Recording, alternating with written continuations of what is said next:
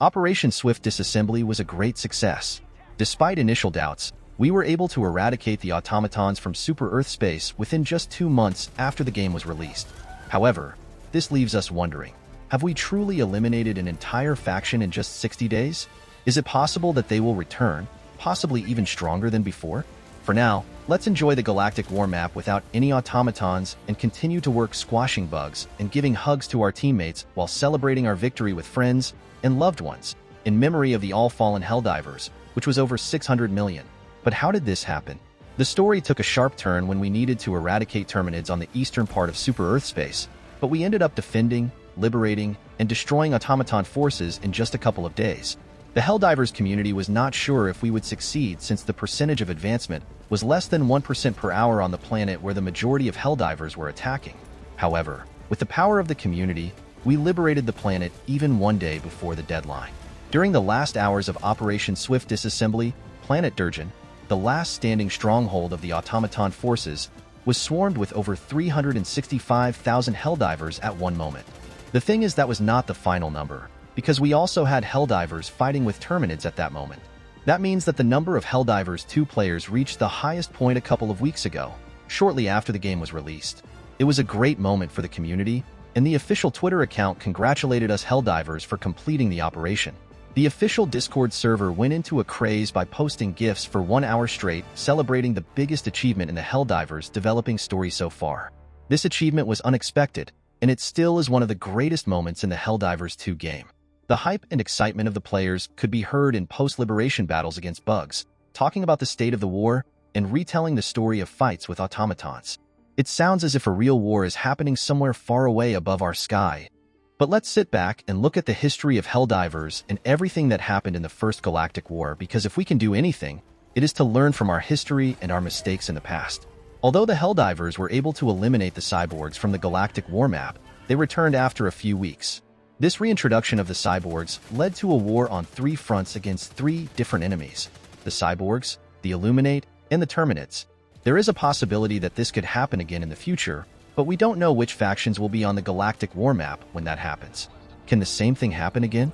You know how they said, what happened once will happen again, over and over again. We can expect them to return, but we don't know how the Galactic War map will look before they come back. Are we going to fight just Terminids until then? Or the Illuminate too? Or maybe someone else? Time will tell, but I bet that Joel won't let us fight just one faction on the Galactic map for long. We can expect the momentum to continue towards the Terminids, and players will start to believe that they can eliminate them too. However, Joel, who is orchestrating the war, may introduce new factions or enemies to keep things interesting. Maybe he will let us eradicate Terminids too? Time will tell.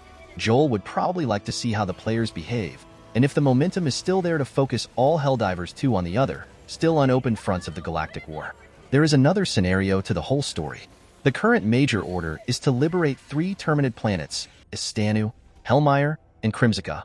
There is a slight chance that we will be able to liberate the whole Galactic map in the coming days. After that, a reset of the Galactic War is coming?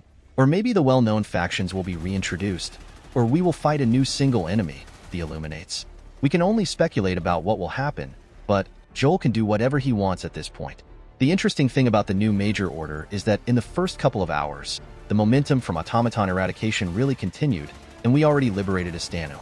So we are left with 2 planets to liberate within the next 24 hours. The interesting thing is also that we only have 1 day to liberate 3 planets. Can the momentum keep going? Keep in mind that we eradicated automatons during the weekend, and more Helldivers were ready to dive and complete the mission compared to workdays, because we all have ordinary jobs next to being cool Helldivers. Also, those 3 planets are not on the edge of Super-Earth space, meaning we still have 2 or 3 quadrants to liberate if we are thinking of eradicating Terminids too. There is one more theory, with a tiny possibility of an invasion of inner space planets closer to Earth by new forces that may be introduced in the near future. This theory is considered to be the most extreme one, as it suggests that while we are busy fighting Terminids in the eastern part of space, someone could infiltrate from the south or north and give us a surprise attack. Although this idea may seem cool, it is also a scary thought to consider.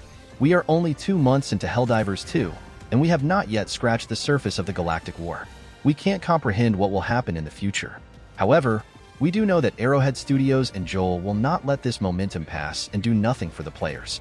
A stalemate would be the worst possible outcome, It is important to keep in mind that Joel has everything planned out. We should expect the unexpected in the near future because we are just at the beginning of the Galactic War. We have yet to witness great battles that are greater than everything we have seen so far. If you like this video and want to see more of Helldivers 2 on our channel, click like, subscribe and follow us.